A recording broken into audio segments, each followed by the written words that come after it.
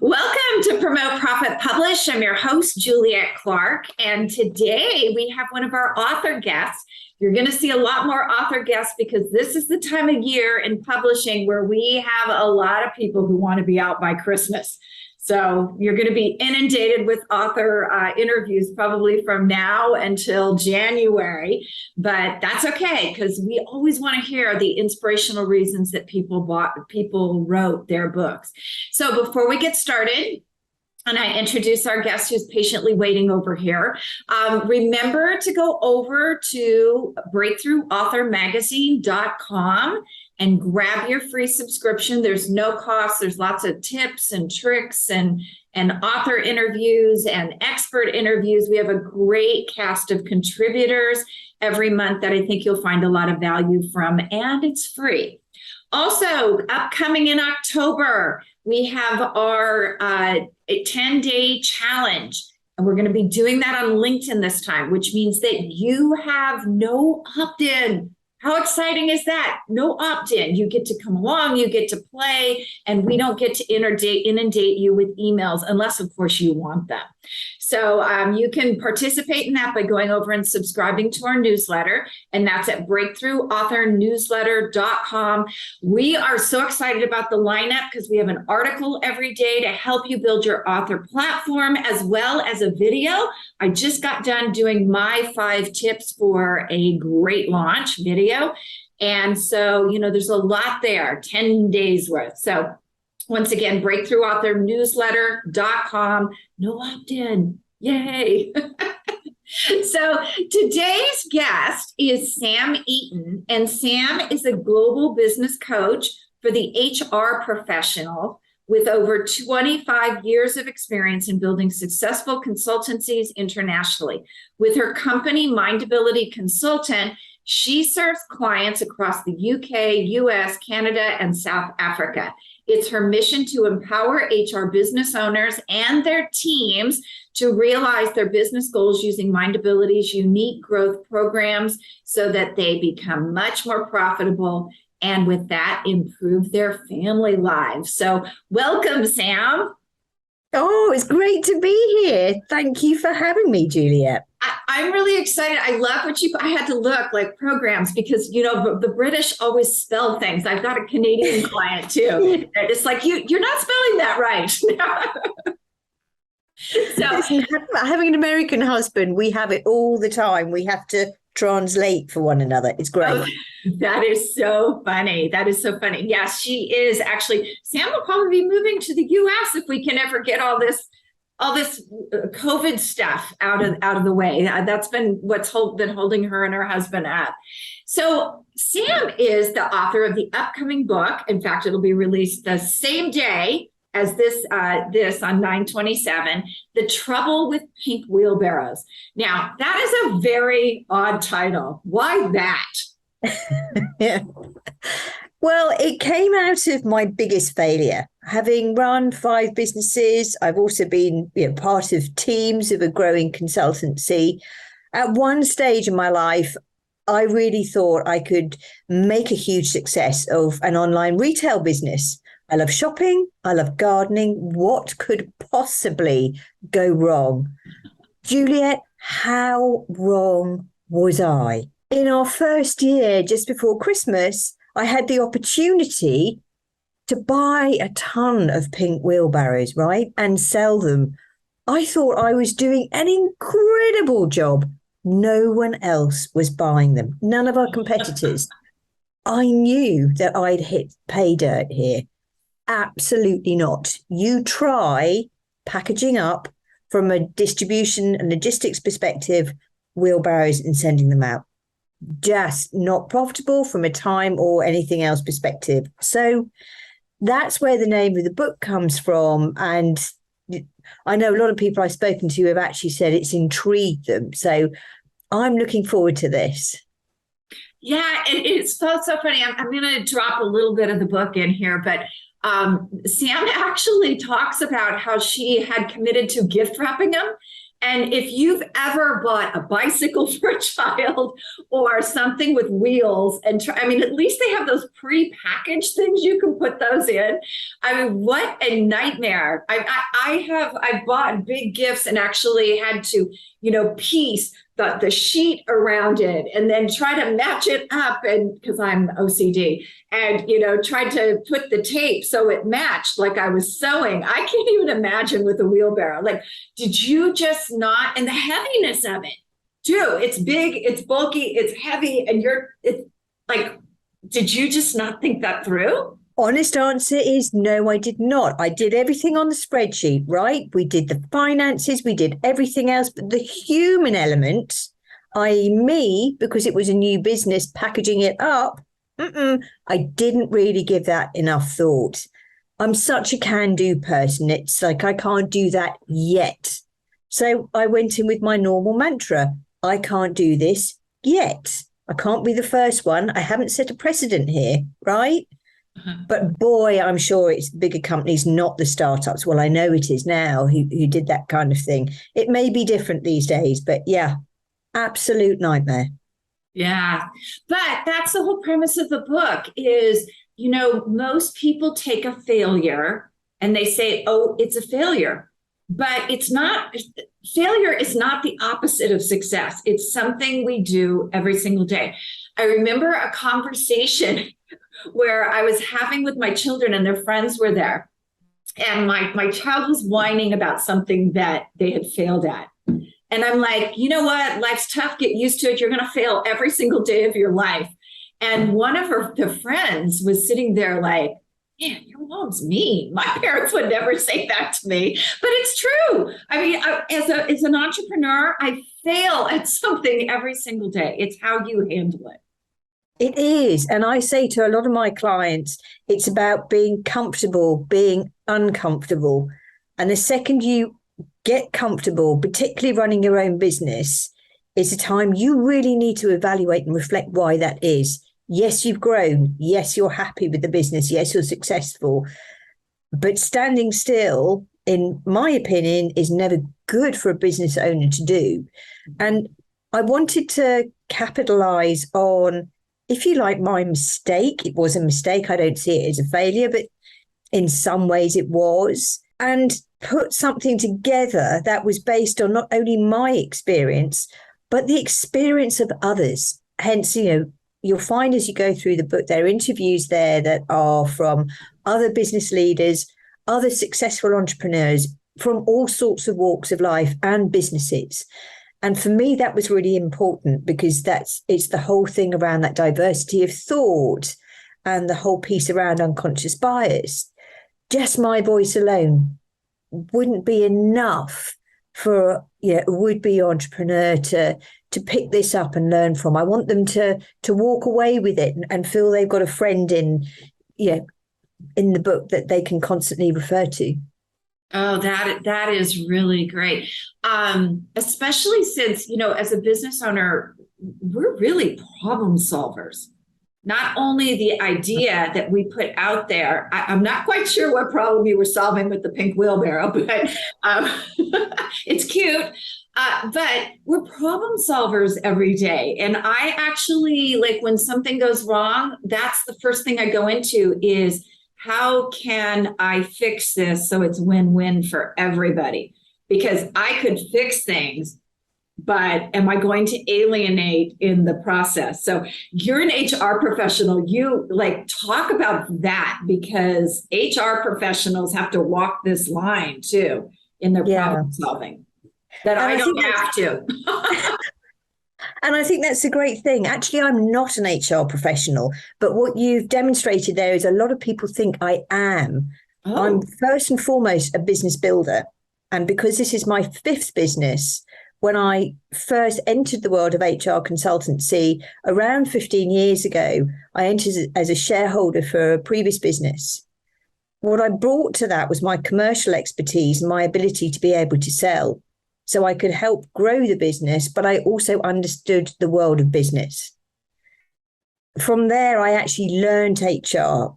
In fact, I had a voracious appetite for it. I could see that actually HR, when sold well, is much more than just a perfunctory course or an employee handbook. And in fact, we're moving much towards a society where a lot of that is going to be done by AI and computers and that sort of thing. So I wanted to form a business that would help HR consultants, because I saw that a lot of them were going to come out of the corporate world, set up their own businesses, and they'd spent, in many instances, 20 plus years actually dealing with someone else's business, dealing with someone else's big budgets, budgets that have got like telephone numbers. And all of a sudden, there's no one around the water cooler to talk to. There's no one who's going to fix their books or fix their computer when it's broken. And hey, now I've got to sell, and I don't really want to sell me. And how do I do that? And is that price right? So right from the get-go, when they're launching their businesses, through to more established businesses that I've worked with, who have been around in some instances for 10 to 15 plus years, who've got different challenges in their business. So my role is very much to put, as a coach, to put the mirror up and help them sort that problem and decipher it.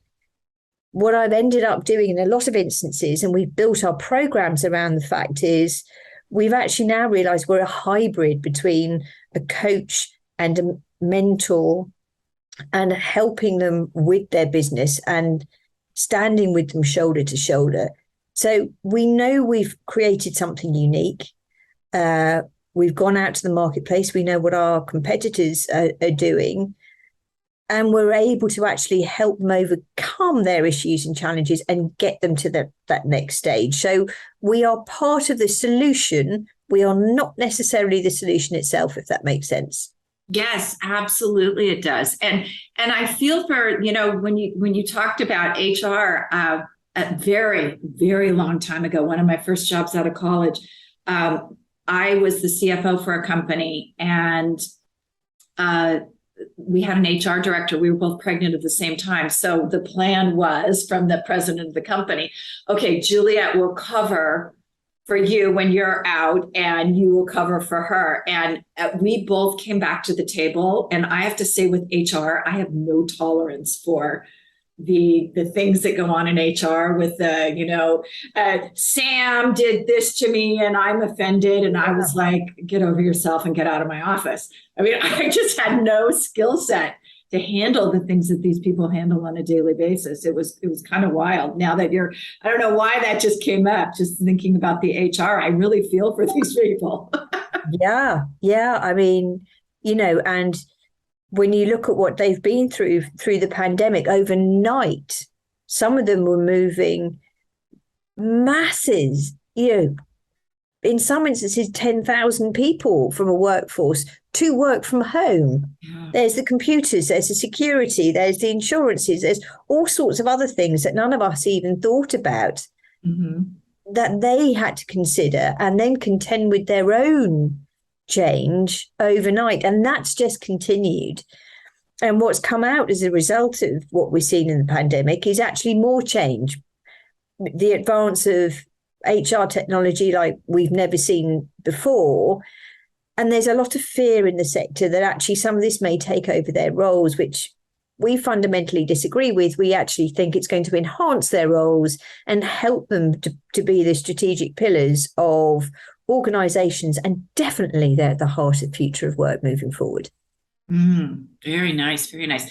So how did it feel from a writing standpoint? And I have to tell you, Sam was incredible. Sam came to me in January and said, I'm going to write this book. I'm going to pay for the publishing package. Who do I go develop the book with? And she did it. I mean, I kept hearing from the book developer, like, oh my God, she shows up. She's sending me chapters. She's motivated, which is not normally how this is done. How did it feel for you, being a first-time author, to work with our developer and actually dive in and share this failure story? Because for most people, that's the piece that we have to drag out of them. We're like, you're not perfect. You have to tell people why this applies, and your own deep story about it. How did that feel for you? Did you feel like you were reliving it? Were you anxious? I mean, tell us what was going on there. I wasn't anxious. I was more about the outcome. I'm very much, the role of this business is to serve, and I very much saw the book as part of this. So yes, there was a huge vulnerability that needed to show up in order for it to be authentic. And at some point I actually say, I could bluff my way through this, or I could just tell you how it is. I enjoyed it. I think one of the things I fundamentally learned as a first time author, and someone, Juliet, who's a parallel thinker. So I'm all action, I'm all over the place. I have to really stay present with what I'm doing.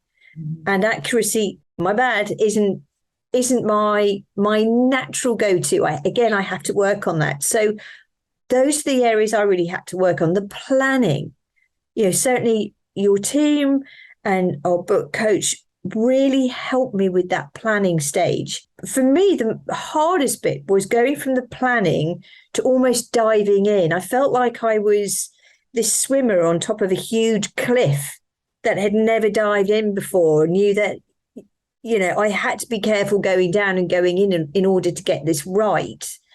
And sort of halfway down, if you like, it started to become easier.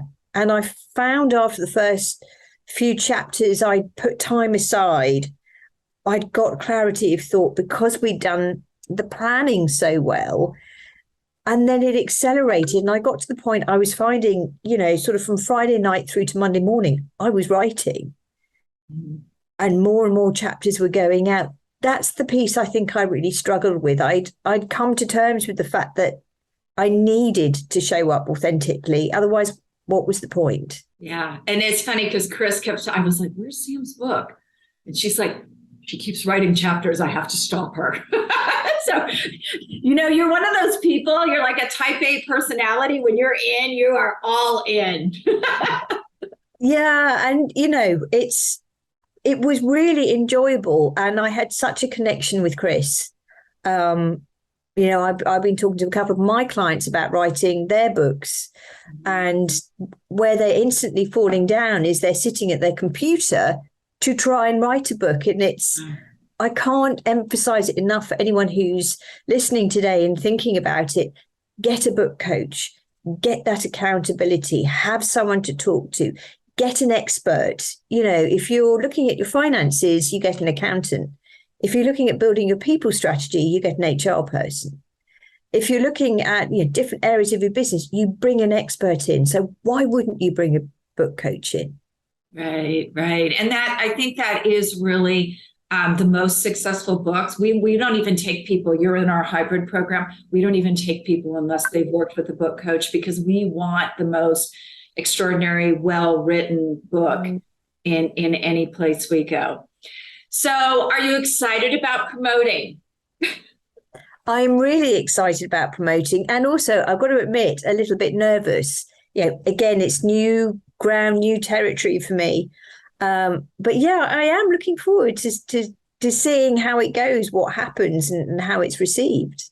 Yeah, right now we already have her graphics done. I just got done telling her swipes. Sam is really good at connecting, so she's got her partners in place to do this. So one of the things that we're going to be talking about a lot in the 10-day challenge, what are the next steps? Where are you leading people to? Because, we've talked several times about, we don't get a lot of ROI from that actual publishing. Where are you leading people to that you feel is a good monetization point?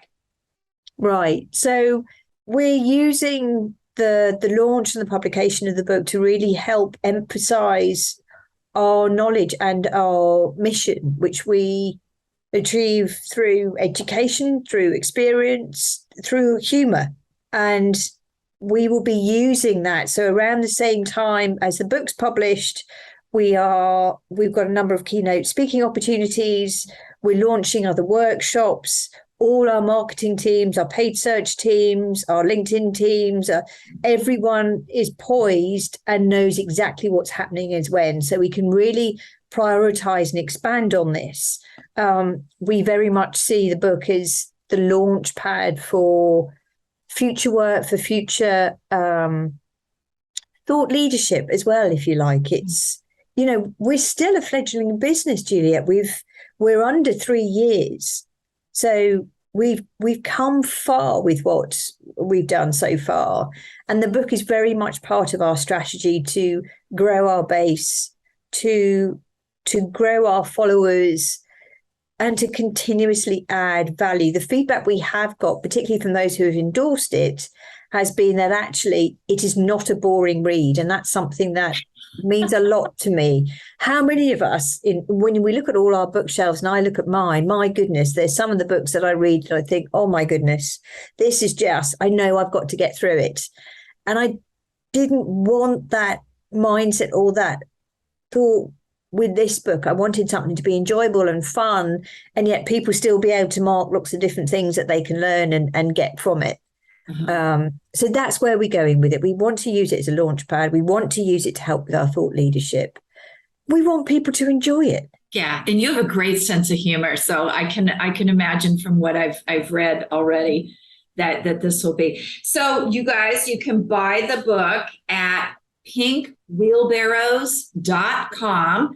If you want to go over and grab your copy, we'd love to have you. Talk about your speaking events. What are you doing at the speaking events? How many do you have? Are they online? Are they in person? Yeah, so we're starting to promote some of them. I'm really excited to be doing an empowerment summit. So I'll be talking about that a lot more over the coming weeks. We're going to a lot more of the HR events, both in terms of attendees and helping out on panels. And we're really looking forward now to more keynotes throughout 2023. And as part of that, we will obviously be talking about the book and offering giveaways and prizes and that kind of thing with it. It's all part of giving that value and helping the HR community, particularly those who are coming out of corporate, to really build their commercial career and help them enjoy it. Yeah, and that's probably the one thing enjoy. I didn't enjoy my time in HR. It felt like a sentence. So once again, it's coming out September 27th, and it is pinkwheelbarrows.com.